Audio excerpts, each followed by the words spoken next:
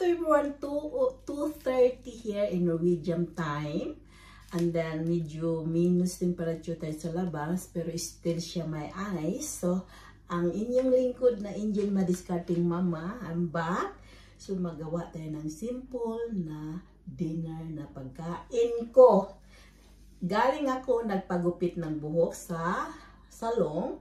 Ang ginawa ko, kasi magkatabi lang siya guys, yung salon at saka yung Isya na grocery. Medyo kamahala naman yung Isya grocery pag minsan-minsan kumakain naman tayo sa mga Isya na pagkain natin na nami-miss natin, 'di ba? So ang gawin natin ngayon, ang lulutuin natin ngayon ay isang green beans. Mayroon akong green beans na 250 gram lang ito guys, pero mahal na mahal, but totally gusto tayong kumakain. Ika-cut na natin into 2. Napaka-simple lang gawin ito. Bisayang luto, para lang makakain tayong Bisaya na luto. Kinakat ko lang into 2 dahil ako naman ang kumakain to, hindi naman to kilala sa mga pamilya ko guys, pero nagluto na ako sa kanila ng taco. O diba, may salad na yun. Ang ako, mayroon akong ibang menu na yun, pero kakain na rin ako sa taco.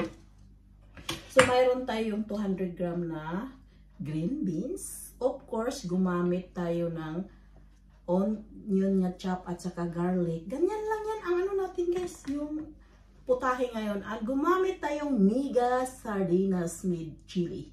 So, ang gawin natin, mag-start na tayo magluto. Mayroon akong mainit na cooking pan. Lagyan lang natin siya ng oil. And then ipra-fry lang natin yung onion. Sa akin kasi usually onion lutuin ko muna dahil hindi siya madaling masunog. Kasi, yan, ganyan. And then, ipapry din natin mamaya yung garlic. Diba? And then, itong garlic natin.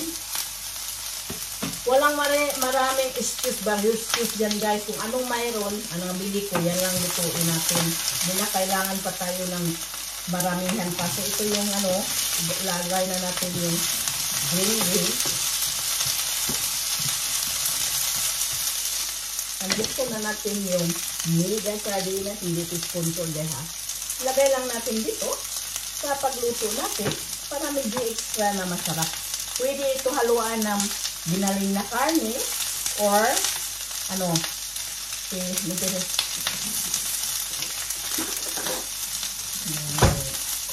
shrimp or kampi guys. Ito na.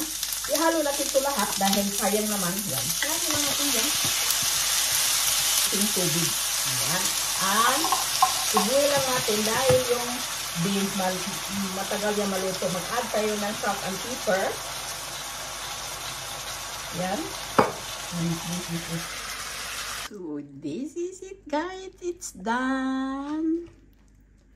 Mega Sardinas with green beans. Yummy. Kain na tayo sa pagkain nating niluto. Yung stir-fry na beans with Mega Sardinas guys. Napakasarap. Grabe. Napakasimple. Hindi to masimple guys. Dahil mahal dito sa Norway. Meron tayong rice. Yung rice ko, leftover to kagabi. Minuwarm ko lang siya sa micro para mainit siya. And then, minention ko na kanina na bumili ako ng frozen na banana. Minicro ko din. Mayroon na tayong banana. It is yummy, yummy. Kain na tayo. Ang pagkain natin. This is it. And bumili ko rin, mayroon kong binili na i-try natin guys, tikman natin ito yung seaweed vegetable. Subukan natin kainin ito guys, dahil ganito.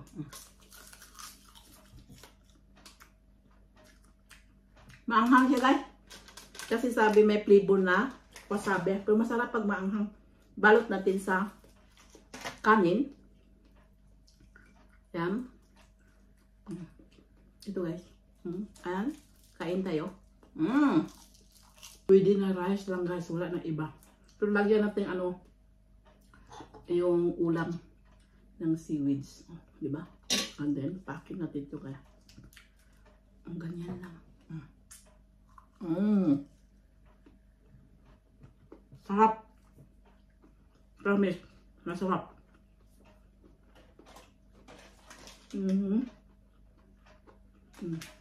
Wasabi test. Kada maanghang siya. Hindi naman maanghang. Yung ano lang. Maano lang siya. Yung ano ito.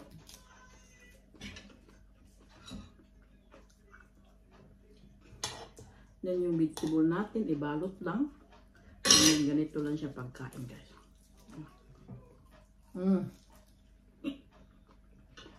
Grabe.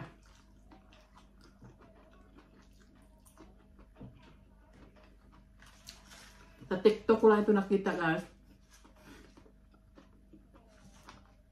Nang nagpunta ko sa grocery niya, nakita ko na pagbayaran.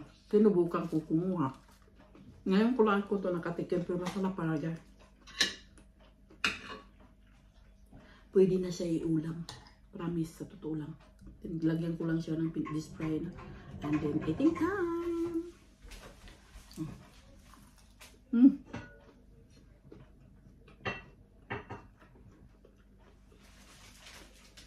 Grabe, oh.